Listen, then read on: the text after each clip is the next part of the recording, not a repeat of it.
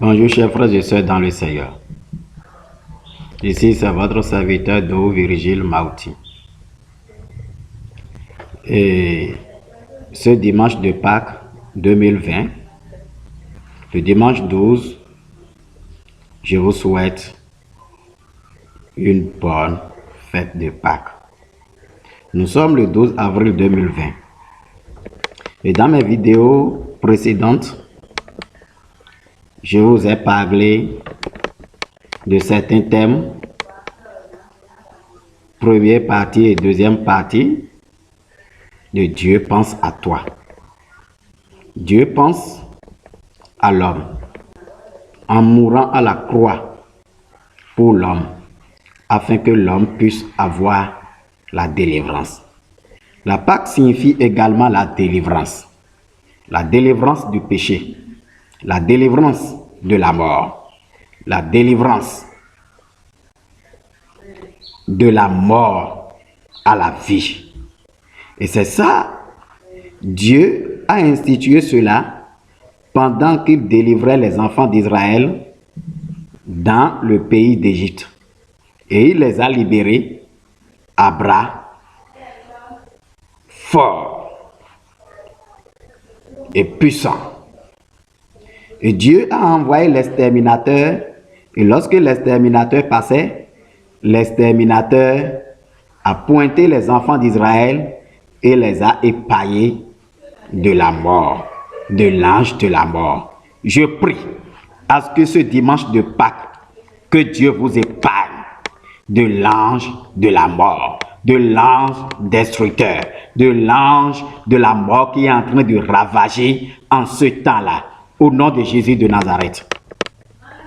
Chers frères et sœurs dans le Seigneur, je voudrais partager quelque chose avec vous dans le livre de Matthieu, le chapitre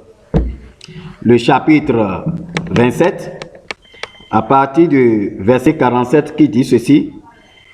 Quelques-uns de ceux qui étaient là, après l'avoir entendu, disaient, il appelle Élie. Aussitôt l'un d'eux courut prendre une éponge qu'il imbima dans de vinaigre, il la fissa à un roseau et lui donna à boire. Mais les autres disaient, laisse donc, voyons si Élie viendra le sauver. Jésus poussa de nouveau un grand cri et rendit l'esprit. Et voici que le voile du temple se déchira en deux, depuis le haut jusqu'en bas. La terre trembla, les rochers se fendirent, les tombeaux s'ouvrirent et les corps de plusieurs saints qui étaient morts ressuscitèrent. Étant sortis des tombes, ils entraient dans la ville sainte après la résurrection de Jésus et apparut à un grand nombre de personnes. Amen. Chers frères et sœurs, nous devons comprendre que dans ce texte que nous venons de lire, Dieu pense toujours à nous. Jusqu'à ce qu'il a envoyé son Fils à la croix, son unique Fils, pour que nous puissions avoir la vie. Et il dit, je détruirai ce temple et en 3 jours, je le rebâtirai. Mais avant qu'il n'aille dans le tombeau, je voudrais vous dire, avant qu'il n'aille dans le tombeau, alors les miracles se produisirent. Même à la croix, lorsqu'il est mort, les miracles ont commencé par se produire avant le 3e jour. Les miracles, parmi les miracles qui ont précédé le miracle du 3e jour dans la tombe, nous avons vu que le voile du temple se déchira en deux pour dire à l'humanité, Dieu a accompli toutes choses. Il n'y a plus de sacrifice. Le sacrifice que nous avons à faire, c'est de nous sacrifier, c'est de croire en Jésus et de donner notre vie à lui. Il n'y a plus d'autres choses à payer. Il n'y a plus d'autres sacrifices. Sacrifice de ceci, sacrifice des bougies, sacrifice des oranges, sacrifice des animaux, sacrifice des bœufs, sacrifice de ceci et de cela.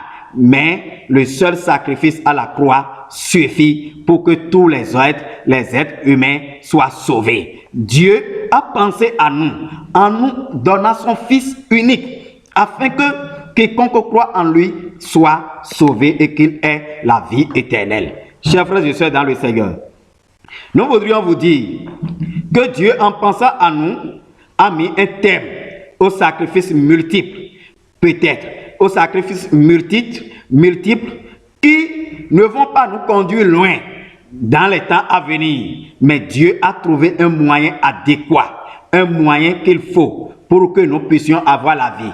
Dans ce temps, également aujourd'hui, en cette année, Dieu voudrait nous trouver un moyen adéquat à nos problèmes, un moyen adéquat à ce que nous traversons, un moyen adéquat à ce que nous faisons, un moyen adéquat à nos soucis. Dieu a un moyen, a la solution qu'il faut, et nous devons nous attendre à lui en toutes choses. Il a dit, les rochers se fendirent, même les rochers, les éléments célestes ont été témoins de sa mort et de sa résurrection.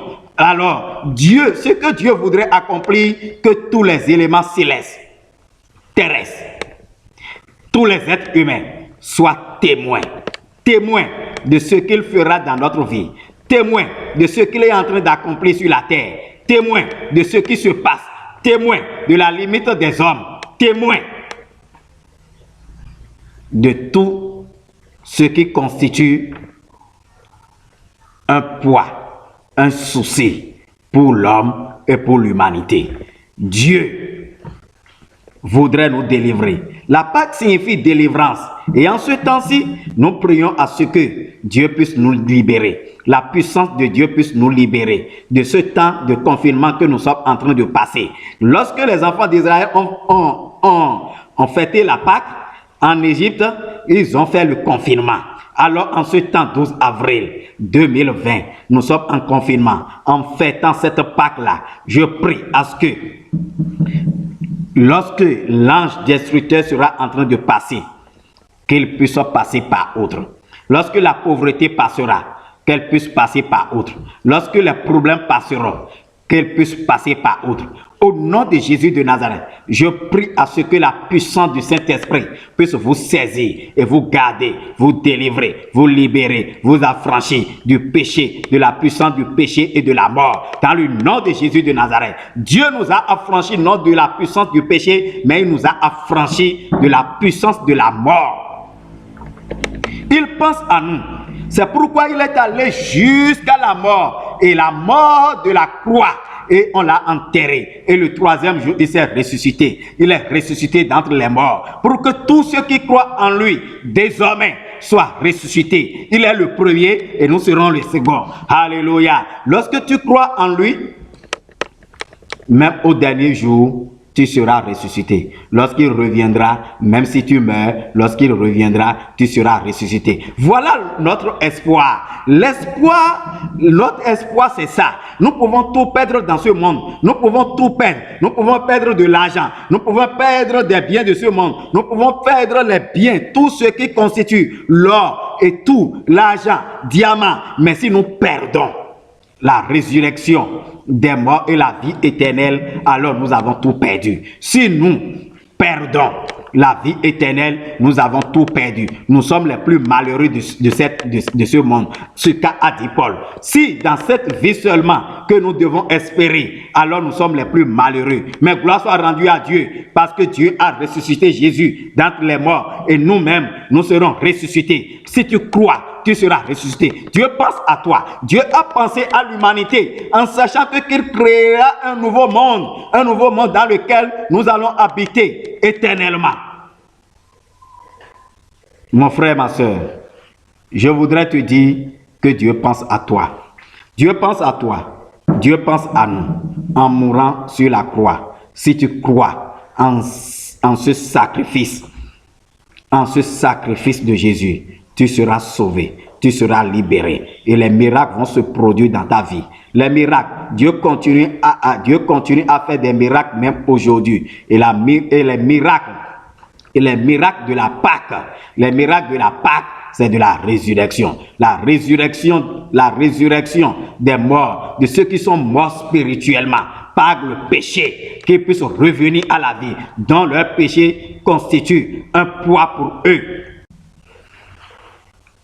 Leur péché constitue un poids pour eux, qu'ils puissent revenir de la vie à la mort. Leur péché les a déjà enterrés et ils sont déjà morts, ils sont déjà engloutis par le péché. Dieu pense à vous en donnant Jésus-Christ à la croix pour que vous soyez sauvés, pour que vous soyez ressuscités, pour que votre vie soit libérée. Dieu pense à vous, Dieu vous aime et Dieu pense à vous. Dieu voudrait vous sauver, Dieu voudrait vous libérer, Dieu voudrait vous affranchir du péché, de la mort et de l'enfer. Dieu pense à toi, Dieu pense à nous, Dieu pense à nous pour que ceux qui sont morts spirituellement soient ressuscités et qu'ils reviennent à la vie. Chers frères et sœurs, voilà le cadeau que Dieu a donné à l'humanité. Et demain, c'est-à-dire dans l'avenir, pour ceux qui croient, ils seront ressuscités. C'est notre espoir, c'est notre espoir. Et quel qu'en soit ce qui se passe, nous devons croire à ce sacrifice salvatrice,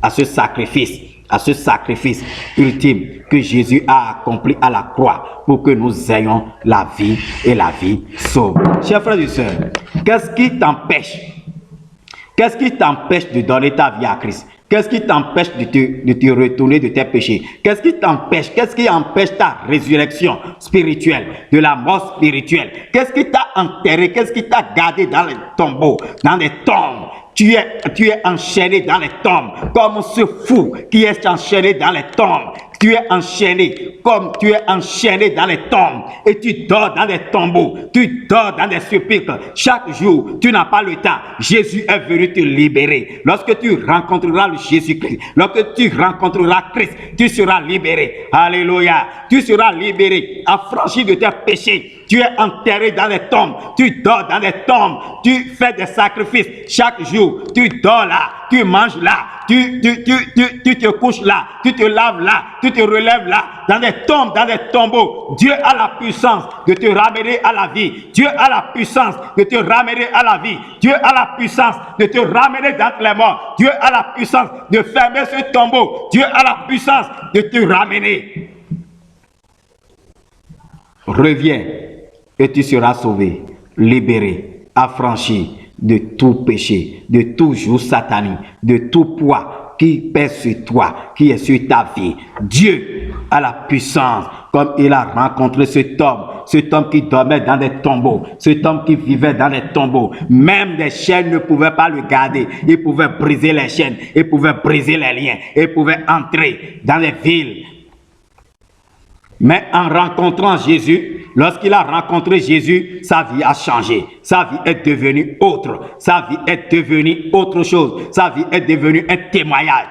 Si tu veux que ta vie puisse devenir un témoignage, alors tu dois rencontrer Christ. Jésus pense à toi. Jésus ne veut pas que tu mènes cette vie-là, que tu es en train de mener dans des forêts. Cette vie que tu mènes dans des forêts. Cette vie que tu mènes dans des tombeaux. Cette vie que tu mènes dans des lieux sacrés. Cette vie que tu mènes chaque jour, enchaîné par Satan, enchaîné par les péchés, enchaîné par des mensonges, enchaîné par l'adultère, enchaîné par ceci et cela. Et c'est ça qui frappe l'humanité, enchaîné par l'homosexualité. Dieu ne veut pas que tu mènes cette vie. Et Dieu veut te sauver, Dieu veut te libérer.